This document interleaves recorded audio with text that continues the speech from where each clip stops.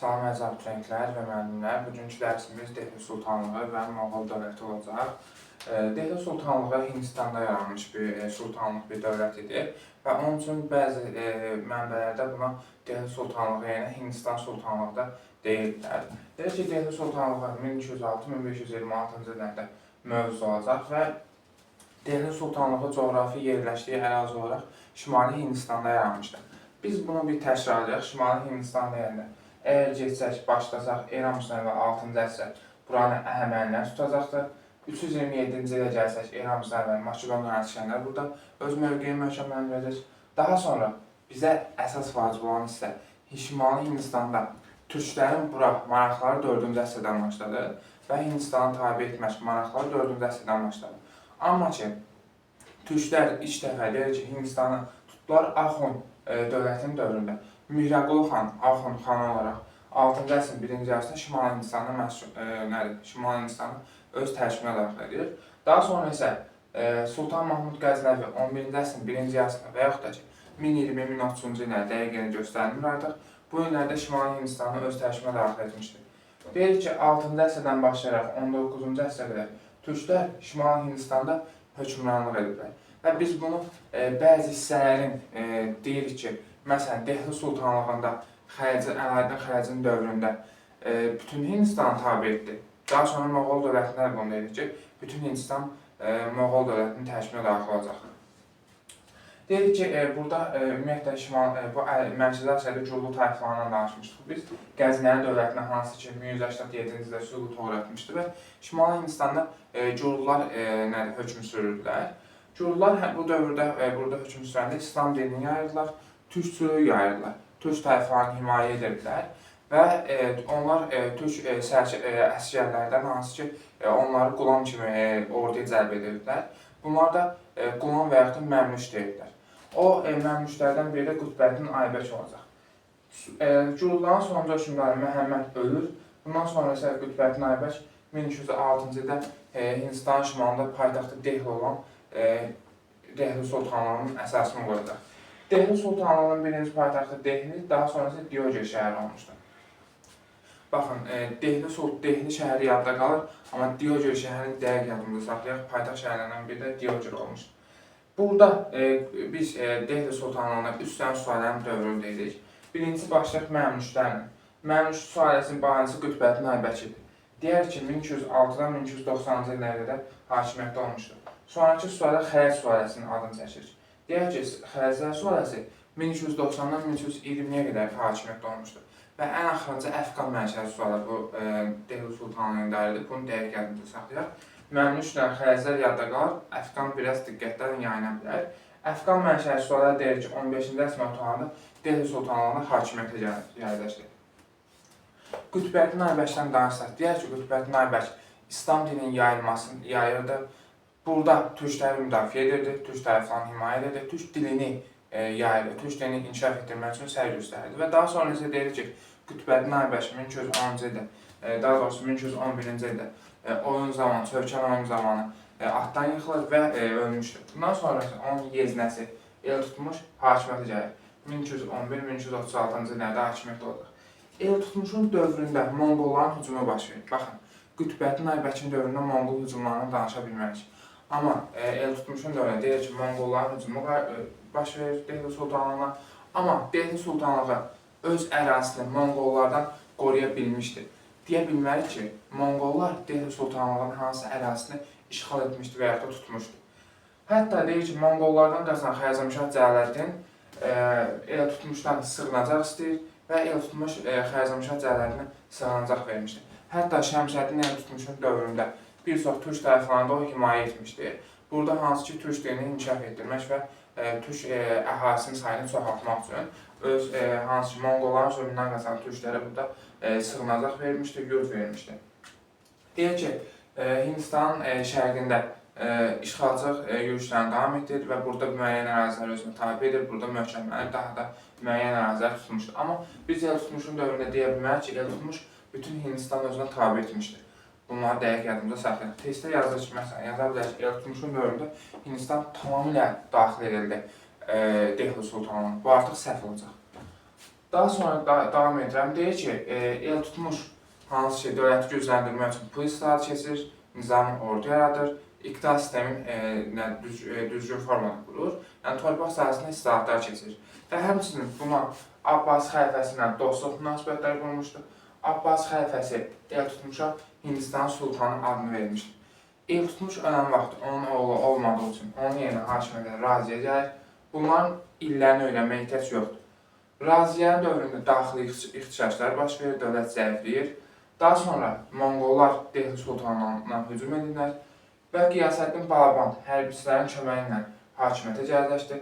O hakimiyyətə gələn vaxtda Hind feodalları və Monqollara qarşı uğurlu mübarizə aparır və Hind feodallarını Monqolların ölkədən qovmağı başarmışdır. Əgər biz yadımıza təkrarlayaq, Monqolların görüşündən danışırıqsa, el tutmuşu deyirik və Qiyasəddin Balabanı deyirik, Delhi sultanı olaraq. Daha sonra Xələclər sülaləsinin dövründən danışırıq. 1390-1320-ci illərdə Xələclər hakimiyyətə gəldi.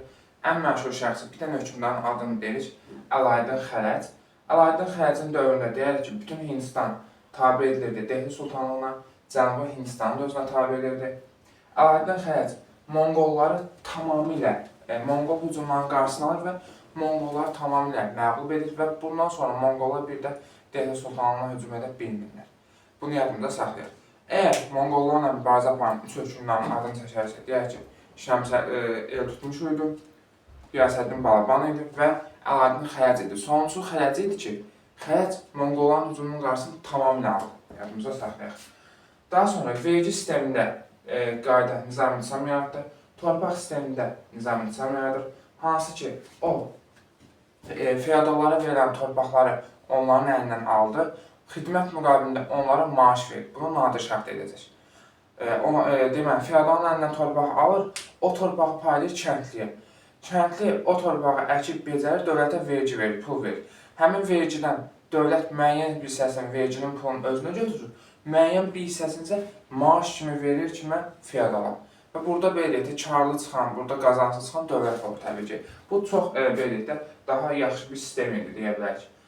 Əgər biz 14-cü əsrin əvvəlindən danışsaq, xüsusilə Xələclər sülaləsi dövründə 1320-ci illər civarında deyərik ki, bu civarda Delhi sultanlığı inkişaf etdi. Ərazilərin genişləndirdi, ərazisini bütün Hindistana yaydı.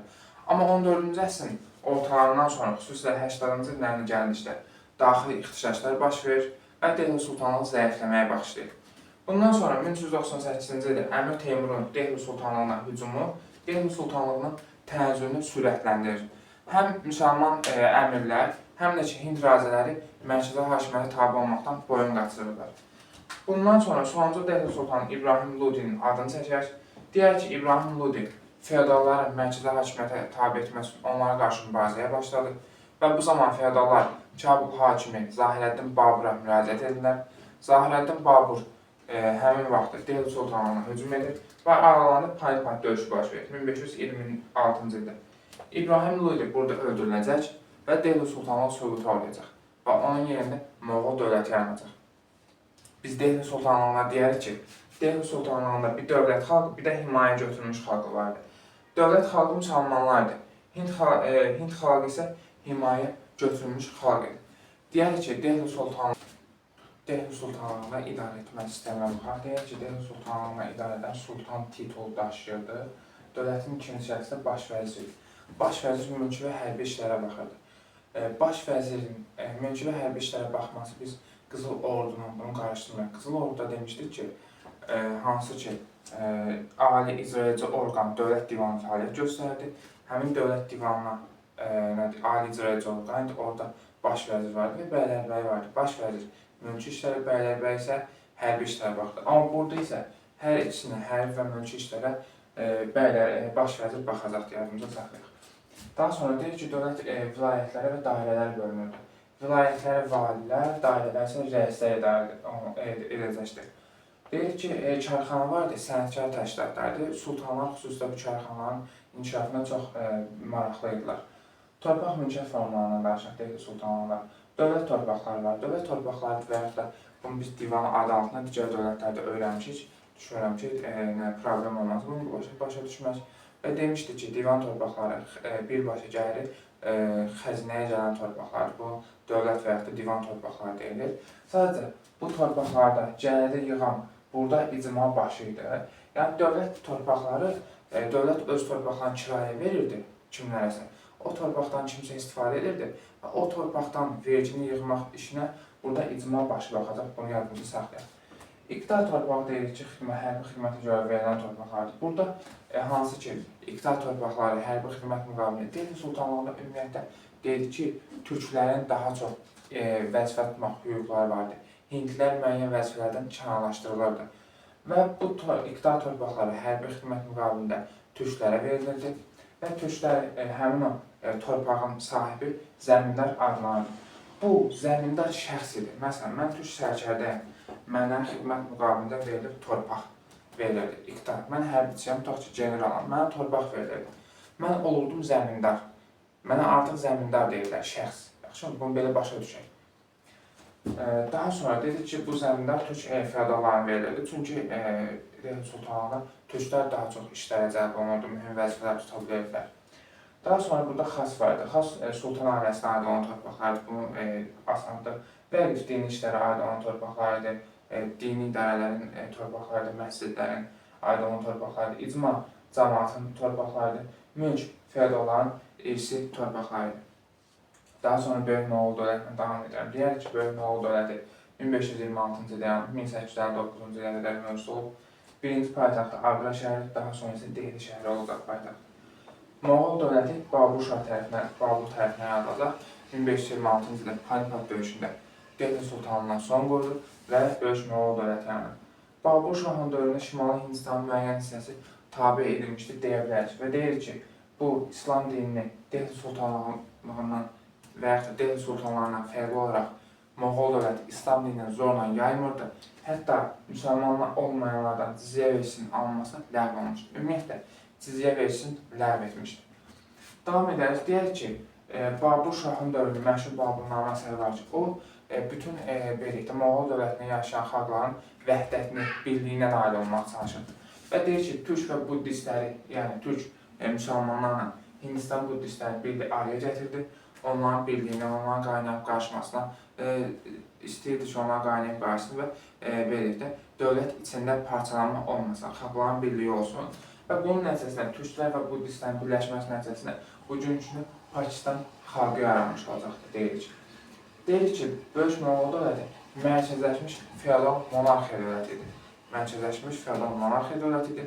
Dövləti idarə edən şah isə və yaxud da şah sultan isə qeyri-məhdud hakimiyyətə sahib olacaq.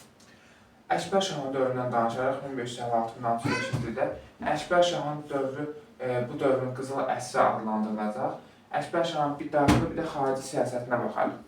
Daxili siyasətdə deyərik ki, bərabərlik istəyirdi, hansı ki, müsəlmanlarla Hindistanlıların bərabərlik yaratmaq istəyirdi aralarında, hansı ki, əvvəl Delhi sultanlığı dövründə Hindistanlılar mühüm vəzifələrə gətirilmirlərsə, Hindistanlılar müəyyən işlərdən kənarlaşdırırlarsa, indi Hindistanlılar da mühüm dövlət işlərində vəzifələrə gətirildi və türklərlə Hindistanlılar arasında bərabərlik yaranır, deyirik.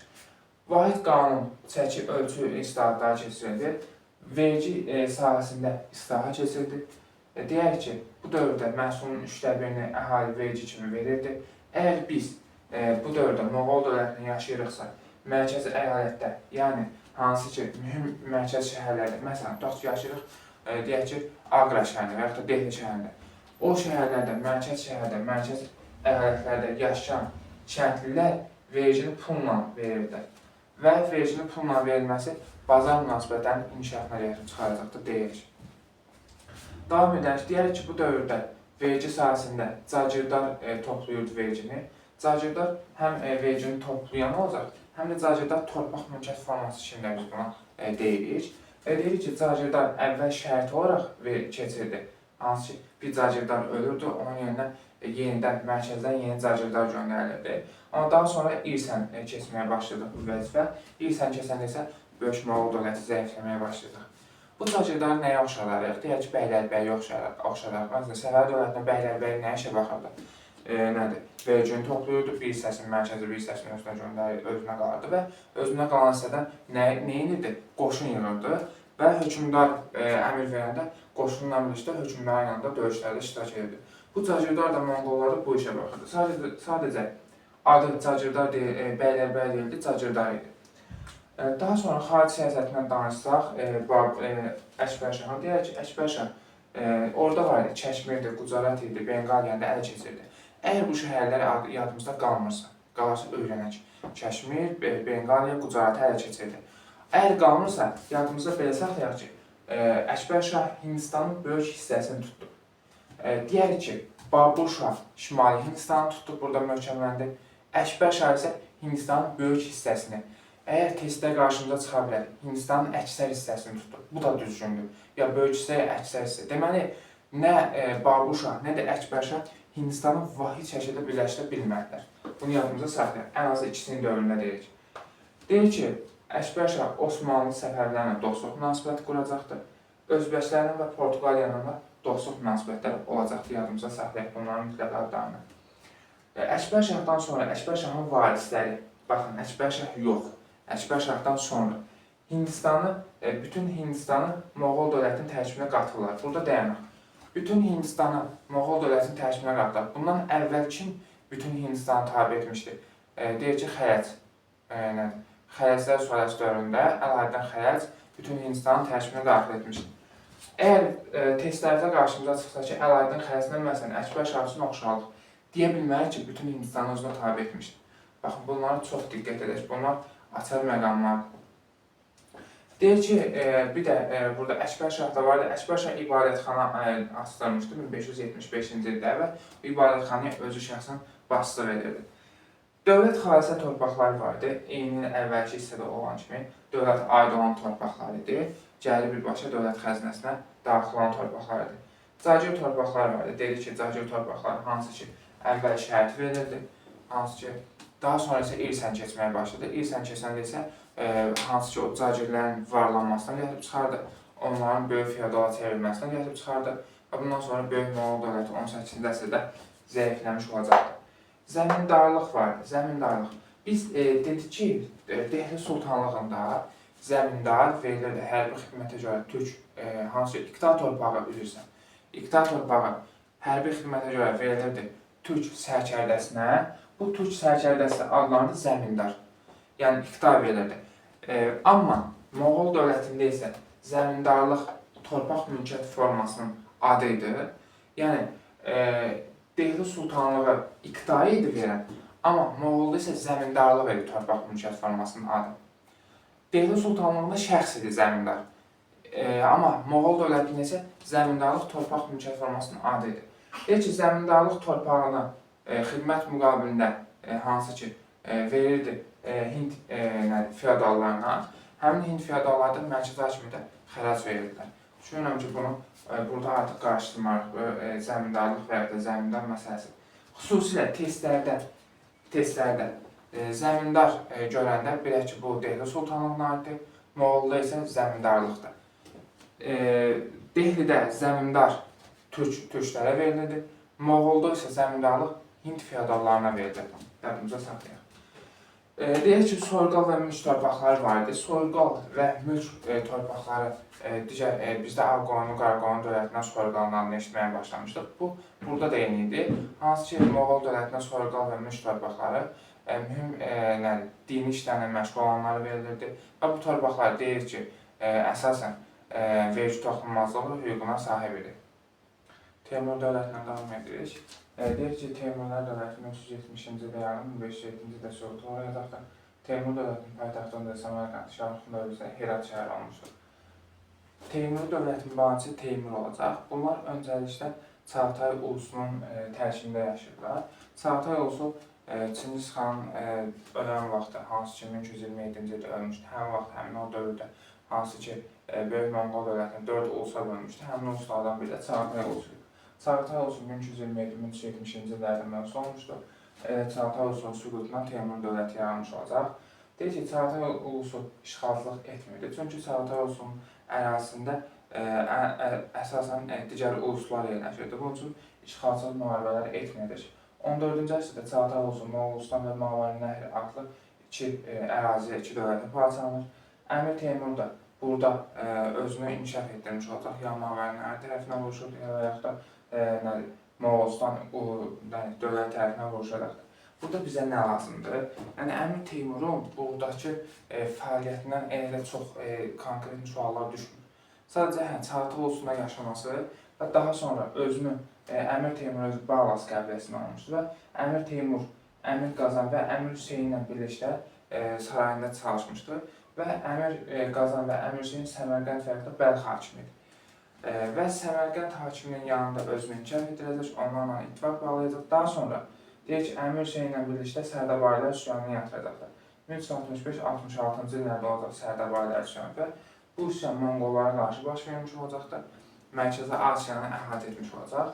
Daha sonra isə Sərdabarilər üsyanını yatırandan sonra Əmir Teymur deyir ki, tək başına hakimiyyəti ələ almaq üçün müttəfiqə Əmir Hüseyni məğlub edir və 1370-ci ildə Teymur dövlətini yaradır. Əmir Teymurun hakimiyyəti ilə 1370-1405-ci illəri əhatə edir. Əmir Teymur özünü Turanın sultanı adlandırırdı. Güclü dövlət qurmaq və öz ərazisini genişləndirmək, ətrafındakı insanlara daha çox torpaq paylamaq üçün müharibələrə başlayacaq. Xüsusilə o, Monqol əmirlərinin etimadını qazanmaq, onları ətrafında birləşdirmək üçün çoxlu ərazilər ələ keçirib onlara torpaq paylamaq istəyirdi. Çünki Monqolların gücünü bilirdi. Çünki əvvəl dövrdən olmaqla Çingiz xan dövründə də bilirdi ki, Çingiz xan böyük ərazilər tutmuşdu. O hətta özünün deyişi bəzi mənbələrdə özünü Çingiz xanın varisi də hesab edirdi. Xarici hücumlarından danışaq. Xarici deyərik ki, bütün Mərkəzi Asiyanı 1370-ci illərdə təxmini tutdu. Amma burada Xərəzəm ərazisini və Xərəzəm vilayətini isə 1390-cı illərdə tutacaqdır. Mərkəzi Asiyada mövqeyi möhkəmləndirdikdən sonra Cənubi Qafqaz və İran istiqamətində hücuma keçir 1385-88-ci illərdə 3 illik yürüyüş dövründə. Və bu yürüyüşündə deyirik ki, Cənubi Qafqazda və İranda İranı fəth edir. Buranın demək olar ki, böyük hissəsini öz tərkibinə daxil edir.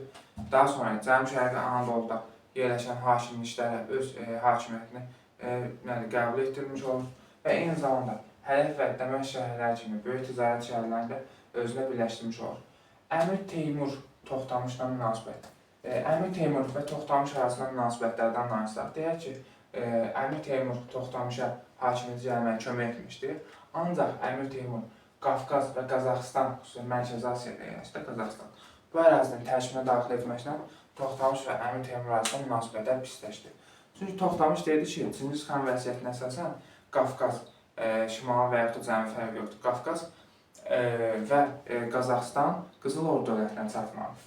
Və bunlar üstündə onlar arasında münasibətli müharibələr olur. 1387-1395-ci illərə əhatə edən.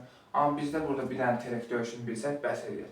Terek döyüşündə deyirik ki, Əmir Teymur qalib gəlir, Toxtamış öldürülür və Dehli Sultanlığının tənəzzülü buradan başlayır. Deyərik ki, Əmir Teymur Saray Bəlkə şəhərini tutub burada yandırmışdır. Əmir Teymur Qızıl Ordunu məğlub etdikdən sonra Moskva üzərində hücum edir, yəni Moskvaya hücumu var. Amma mərkəzi tabe etdiyi ərazilərdə üsyanlar baş verdiyi üçün geri qayıtmaq məcburiyyətinə qalır. Bundan sonra 1398-ci ildə Əmir Teymur Hindistana hücum edir. Burada Dehli Sultanlığına özündən asılı salır və Dehli Sultanlığının tənəzzülü başlayır. Fikir verirsinizsə, Əmir Teymur həm Qızıl Ordu dövlətini tənəzzül etməyə başladı 1395-ci ildə və Dehli Sultanlığının da tənəzzülün sürətlənməsinə gətirib çıxaracaq, hansı ki Hindistana yürüyür. Dehli Sultanlığını tabe edəndən sonra Kiçik Asiya üzərinə hücum edəcək. Burada isə Osmanlı dövləti onları gözləyirdi. Onlar arasında Ankara döyüşü olacaq 1902-ci ildə. Ankara döyüşündə Teymur qalib gələcək və deyir ki, Qobi səhrasından Balkan əmrasına qədər olan əraziləri özünə birləşdirəcək. Bəs bu Əmir Teymur və ya da Teymur-Osmanlı müharibəsinin səbəbləri nə idi? Səbəbləri o idi ki, deyir ki, hansı ki Qara Yusif və Sultan Əhmədi İldırım Bəyazıt mühafizə edirdi, onlara sığınacaq verilmişdi. Bu idi bir səbəbi və əsas səbəblərdən biri Kiçik Asiyadan keçən mühüm ticarət yollarını Əmir Teymur özü Teymur dövlətinin rəhbərlik etməsini, Teymur dövlətinin nəzarətinə keçməsini istəyirdi. Və həm ticarət yoluna nəzarət uğrunda, həmçinin bu Qara Yusif Sultan Əhməd məsələsinə görə deyərək ki, Teymur və Osmanlı arasında müharibəyə gətirib çıxardı. Müharibədə döyüş fillərindən istifadə edən Əmir Teymur da heç qalib gəldi və böyük əraziləri öz tərkibinə daxil etmiş olacaq. Əmir Teymurun daxili siyasətindən danışsaq, deyərik ki, onun müharibələri Çingiz xanın müharibələri kimi amansız olsa da, o Çingiz xandan fərqli olaraq iqtisadi maraqlar da güdürdü. Hansı ki, Teymur deyir ki, dövləti inzibati cəhətdən uluslara bölmüşdü və Monqollar kimi. Bayaq qeyd etdiyimiz kimi deyir ki, müharibələrdə iqtisadi maraqlar da güdürdü. Bu nə deməkdir? Məsələn, Azərbaycanda Təbriz şəhərini tutduqdan sonra buradan çoxlu sənətkarları, tacirləri, yəni daha çox belə deyək, bu işlərlə məşğul olan insanları Teymur dövlətinə apardı. Yəni istəyirdi ki, ancaq əsas Teymurlərin öz mərkəz şəhərləri daha çox inkişaf etsin. Yəni bu da həmin məsələn Təbrizdən sənətkarları aparacaq, necə olacaq? Təbrizdə sənətkarlıq nə olacaq? Zəifləyəcək. Yəni iqtisadi cəhətdən də tutduğu ərazilərə böyük ziyan vururdu, deyə bilər ki, Əmir Teymur. Teymur çox böyük ərazilər tutdu, eynilə Çingiz xan kimi və yaxud da ki, Monqollar kimi və müxtəlif xalqları özünə tabe etdi, müxtəlif dildə, müxtəlif dinə inanan xalqları özünə tabe etdi və bu xalqları vahid qanunlarla idarə etmək üçün məşhur Teymurun qanunları adlı belirtdi, qanunlar tərtib etdi. Əmir Teymurun məşhur bir sözü var ki, deyir ki, ölkələr qılıncla fəth edilir, ancaq ədalətlə idarə olunur. Daha sonra deyək ki, Teymur qeyd etdi ki, Teymurun varislərinin dövründə hansı ki, ümumiyyətlə Teymurlar Əmir Teymurdan başlayaraq alimlərə, sənətkarlara, yəni elm adamlarına çox önəm verirdilər. Və daha sonra onları hansı ki, ölkələri, şəhərləri işğal edirdilər, həmin ölkədə, şəhərlərdə olan alimləri, elm adamlarını apardılar öz ölkələrini. Və Əmir Teymurdan sonra, Əmir Teymurun varislərinin dövründə Teymuri intibahı dediyimiz bir dövr olmuş olacaq. Əmir Teymur 1405-ci ildə Çinə səfər etməyə hazırlaşarkən vəfat edir və Teymurlu şəhzadələr arasında hakimiyyət uğrunda mübarizə başlanır. Və deyir ki, daha sonra bu mübarizədən qalib gələn Şahrux 1409-1447-ci illərdə hakimiyyəti əl alır. Şahruxun dövründə paytaxt Səmərqənd şəhərindən Herat şəhərinə köçürdü. Tez-tez buna diqqət edin. Bu hissələrdən nəsə qarışıq bir paytaxtın köçürülməsi hissəsindən şəkilçilərdən istifadə edərək qarışıq tez qarşımıza çıxır. Deyir ki, Qaraqoyun dövlətini özündən asla salmışdı Şahruxun dövründə. Biz bunu keçmişdik Qaraqoyun dövlətinə, xüsusilə Alaşkert döyüşü 1421-1435-ci ildə Təbriz döyüşündə Qaraqoyunları məğlub edir, asla salır və 1447-ci ilə qədər Qaraqoyunlular Teymurlərdən asla halda olmuşdur. Daha sonra Şahrux deyir ki, Osmanlı dövlətinə, Qızıl Ordu dövlətinə normal münasibəti qurmuşdur. Bura 1402-1395-ci ildə yazmışam. Yadımıza salaq ki, hansı ki, Teymurlər 1402 ilə Osmanlı, Qızıl Ordu isə 1395-ci ildə döyüşmüşlər, müharibəsi olmuşdur Əmir Teymurun dövründə. Amma Şahrux isə bunlarla normal münasibət qurmuşdur. Daha sonra deyir ki, bu dövrdə Teymurun intibahı ən yüksək zirvəsinə çatmış oldu. Şahrux atası Əmir Teymurdan fərqli olaraq işğalçılıq müharibəsi etmir, hansısa əraziləri fəth etməyə çalışmırdı. Əsasən elmin, mədəniyyətin inkişafına kömək edirdi, daha çox diqqət ayırırdı. Uluq bəyin dövründən danışsaq, 1447-49-cu illərdə hakimiyyət olmuşdur. Uluq bəy dövrün məşhur astronomlarından biridir.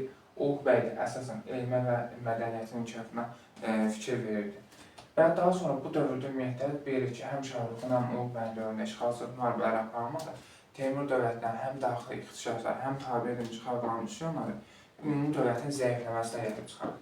Bu dövrdə Şeybanilər deyər ki, Buxara və Səmərqəndi tuturlar və Şeybanilərin Buxara və Səmərqənd şəhərlərini tutması o deməkdir ki, Teymurların əlində yalnız məşhur Xorasan ərazisi qaldı. Daha sonra Əbu Səid hakimiyyəti gəlir 1451-69-cu illərdə. Əbu Səid Cahanşahla əlaqələri olmuşdur. Hansı ki, 1459-cu ildə Cahanşahla arasında Herat müqaviləsi olur. Cahanşahla dostlaşırlar. Daha sonra Cahanşah 1467-də öldürüləndən sonra 1468-69-da Əbu Səid Cahanşahın qisasını almaq üçün Azərbaycana hücum edir. Amma Ağqoyunlu hökmdarı Uzun Həsən və Şeyx Heydər tərəfindən öldürülür Muğan döyüşündə 1468 və 69-cu illərdə. Bundan sonra Hüseyin Bayqara gəldi hakimiyyətə 1470 və 1505-ci illərdə. Hüseyin Bayqara sonuncu güclü hökmdarı deyə bilər ki, Hüseyin Bayqaranın dövründə deyərik ki, ölkənin əvvəlki qüdrətini bərpa etməyə çalışdı və qismən də bərpa etdi deyə bilər ki, amma bu dövrdə artıq Teymur dövləti zəifledi. Ümumiyyətlə, Əmir Teymurdan sonra Teymur şəhzadələri arasındakı olan hakimiyyət uğrunda mübarizə Teymur dövlətini zəiflətmişdi.